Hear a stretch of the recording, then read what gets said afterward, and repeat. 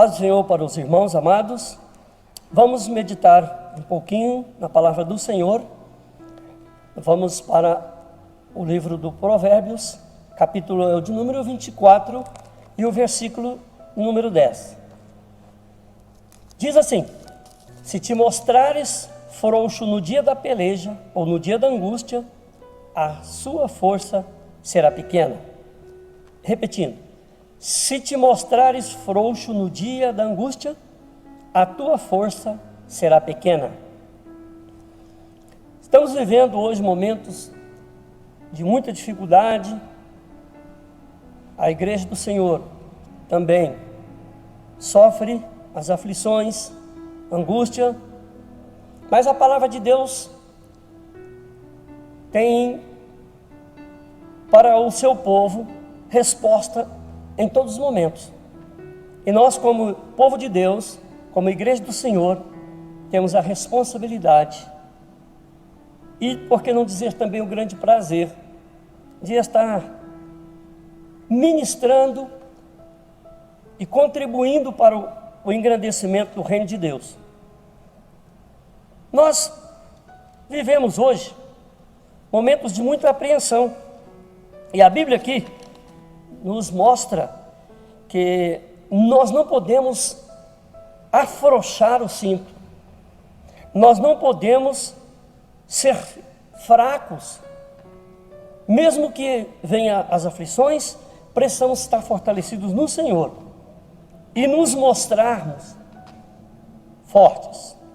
É notório que o mundo espiritual nos mostra que muitas coisas estão acontecendo. O bramido das nações, os continentes, os países, o nosso país, o nosso estado, todos estão enfrentando batalha. Mas em algumas batalhas são fundamentais algumas coisas para que o guerreiro seja vencedor em uma batalha. Primeiro, precisa conhecer o inimigo com o qual estará lutando. Saber discernir quem é o seu general, quem é o seu comandante que está encabeçando essa batalha. E conhecer também as características do inimigo, quais são as ferramentas, quais são as armas que o inimigo usa e quais as armas que você possui para se preparar para esse confronto armado, para esse combate. O profeta Joel, no capítulo de número 3, no versículo 10, ele disse assim: forjai a espada das vossas enxadas e lança das vossas foices. Diga ao fraco: eu sou forte. Em Filipenses capítulo 4, versículo 10, Paulo escreve dizendo: posso todas as coisas naquele que me fortalece. Essa palavra profética nada mais é do que uma palavra de encorajamento para esses dias atuais. O apóstolo Paulo, ele também escreve aos Efésios capítulo 6, versículo 10, ele diz assim: no demais, irmãos meus, fortalecei-vos no Senhor e na força do seu poder.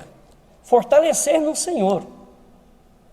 Essa palavra é uma palavra de ânimo para os nossos dias, uma palavra de encorajamento. Deus não nos dá escolha, é lutar ou lutar, é vencer ou vencer. A Bíblia tem a sua linguagem própria, a Bíblia tem a sua linguagem tipológica, figurada e literal. E como o general tem a voz de comando, os seus subordinados precisam entender a sua voz, saber entender, ouvir a sua voz e entender o toque de avançar, de recolher, de retirada. Então Joel, ele aqui como profeta, ele mostra: agora é a hora de usar as armas e o momento de transformar a nossa fraqueza em força, em momento de unirmos as nossas forças, as nossas pequenas ferramentas em grandes ferramentas de fé. Nós temos as armas que a igreja possui, a igreja possui as suas armas. E nós já conhecemos quem é o general. Nosso general é Cristo. E as nossas armas, a Bíblia disse, Paulo escrevendo aos Coríntios, 2 Coríntios, capítulo 10, versículo 4, ele diz que as armas da nossa milícia não são carnais, mas poderosas em Deus para vencer e destruir as fortalezas do inimigo. Então, no capítulo 13 de Isaías, versículo 4, diz assim: já se ouve a gritaria sobre os montes, ou seja, já estamos ouvindo o bramido sobre a terra, as nações, os reinos. Diz assim: se ouve o reboliço das nações já reunidas. Então tem um exército preparado, e nós já conhecemos, sabemos quais são as armas que a igreja tem. A igreja possui a arma da oração, do jejum. Hoje é um dia especial de oração, de jejum, de meditação, de intercessão e da pregação do Evangelho, que é a ferramenta que nós temos hoje. Por isso Paulo escreve e nos ensina que para enfrentar os inimigos, nós precisamos possuir e possuímos, graças a Deus, uma armadura especial para enfrentar essa batalha. No capítulo 6 de Efésios, versículo 12 diz que o nosso campo de batalha também é um campo espiritual. E ele disse: não temos que lutar contra a carne e o sangue, mas sim contra os principados e potestades espirituais nas regiões celestes. Então, para tal, precisamos de uma armadura especial.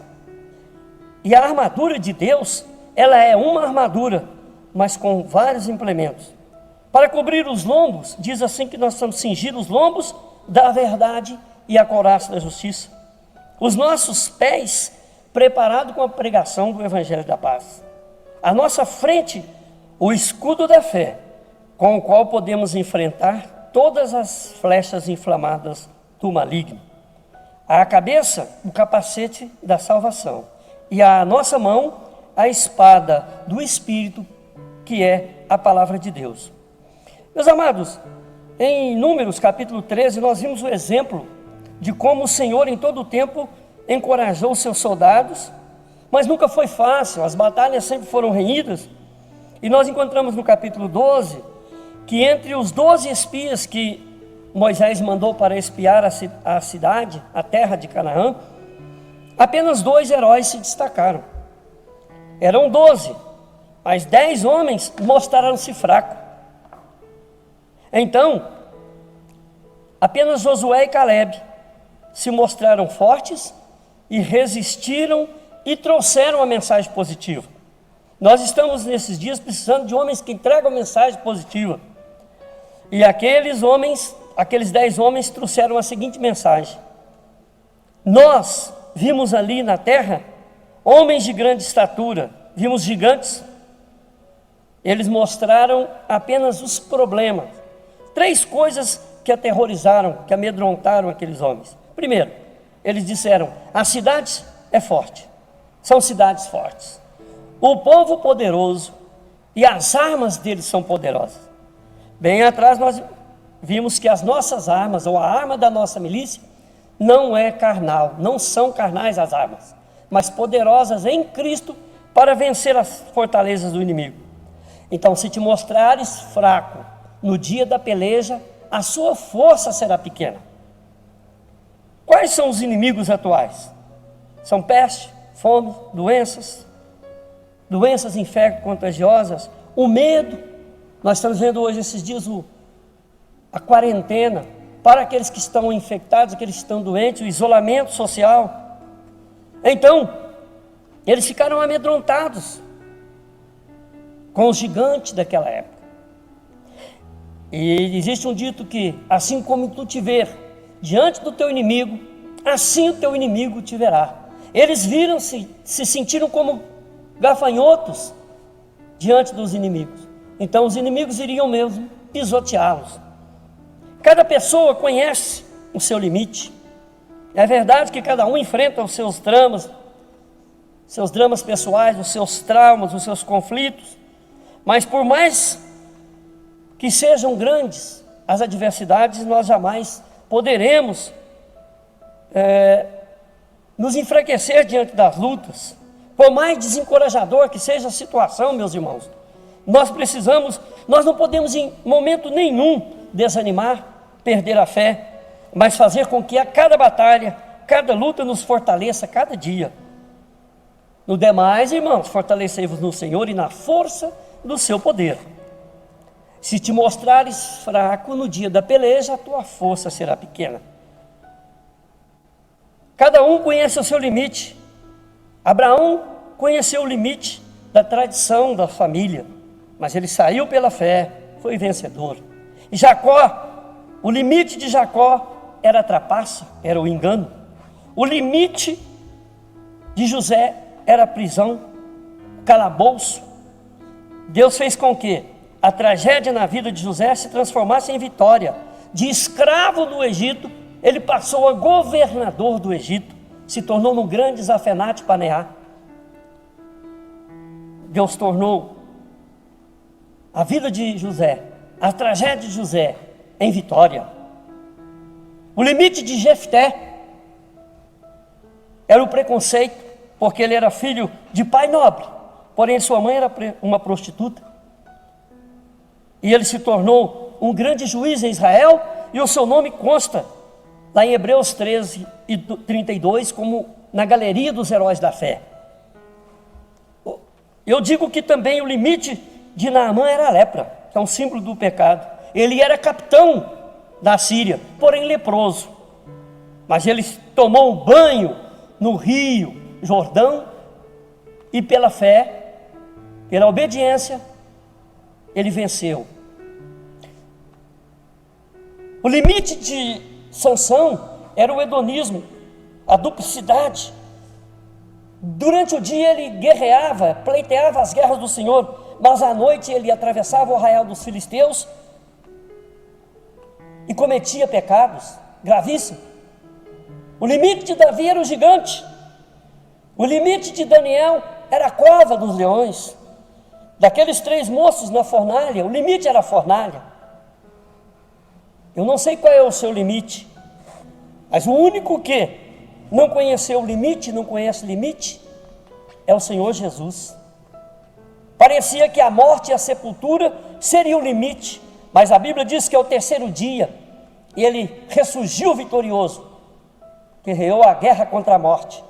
E acho que por isso Paulo escreve aos Coríntios, capítulo 11, versículo 55, o grande desafio: onde está, ó morte, o teu aguilhão?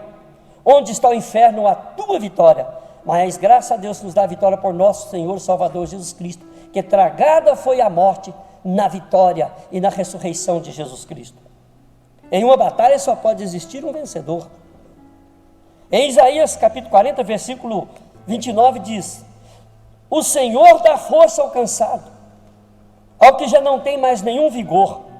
Os jovens se cansarão e se fatigarão, os moços certamente cairão, mas os que confiam no Senhor, os que esperam no Senhor, renovarão as suas forças, subirão com asas como a águia, correrão e não se cansarão, caminharão e não se fatigarão. Conta-se de um velho índio que em volta da fogueira falava ao seu neto sobre 2 animais ferozes que habitam dentro do homem. E o neto perguntou: mas como é isso, vovô? Ele dizia: são 2 grandes animais, você pode entender como um leão ou como um lobo, que travam uma constante batalha no interior do homem. Então a criança pergunta: e qual dos 2 é vencedor, vovô? Ele disse: aquele que você mais alimentar. Meu irmão, meu amigo,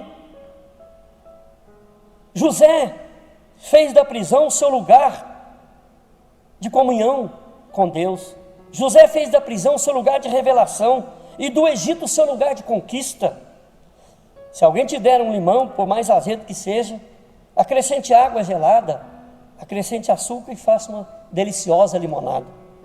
Faça dos momentos de luta, faça dos momentos de guerra as suas inspirações para as suas conquistas, e dos conflitos e das guerras. as experiências maravilhosas de vitória na sua jornada de fé. Se te mostrares frouxo no dia da angústia, a sua força será pequena.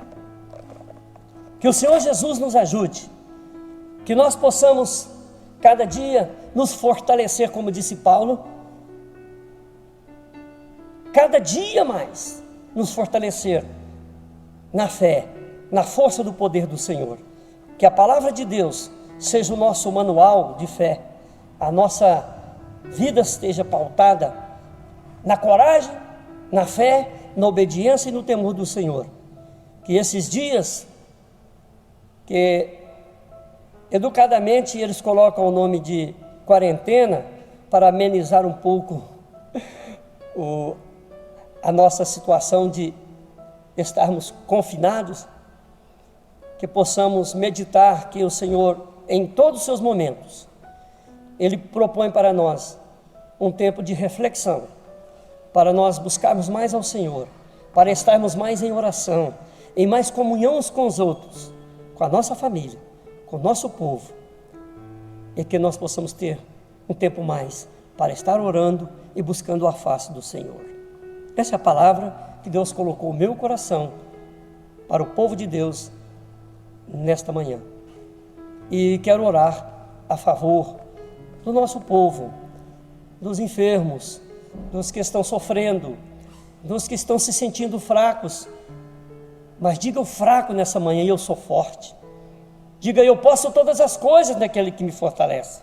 E no demais nos fortaleceremos na graça do Senhor, na comunhão com o Senhor e com os irmãos.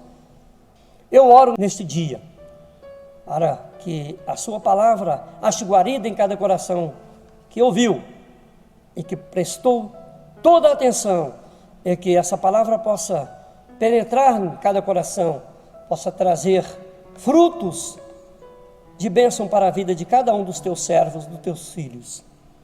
Entre com providência em cada casa, curando as enfermidades, movendo os corações, transformando vidas. É a nossa oração, em nome de Jesus. Amém.